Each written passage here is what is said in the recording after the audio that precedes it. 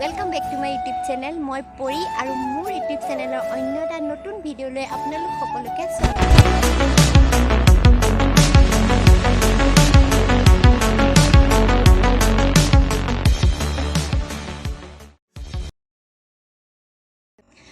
মই আজি ভিডিওটো বৰ বেছি দীঘলীয়া নকৰো, জাস্ট মই আমাৰ মইনা কলিজাকেইটা দেখুৱাম আজি আপোনালোকক। মানে আমাৰ ছাগলীকেইটা, আমাৰ ছাগলী 9টা আছে। এতিয়া অলপ দিনৰ আগত দুটা পোৱালি হৈছে, এইকেইটা সতি 9টা। এয়া মই দেখিছে পথাৰত চৰাই আছোঁ। আমাৰ মইনা কলিজাকেইটা ইয়াত দেখিছে,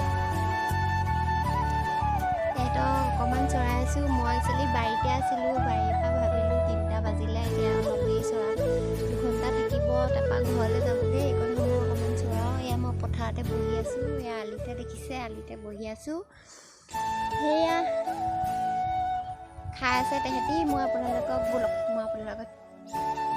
এতিয়া মই আমাৰ ছাগলীকেইটাৰ লগত আপোনালোকক পৰিচয় কৰাই দিওঁ।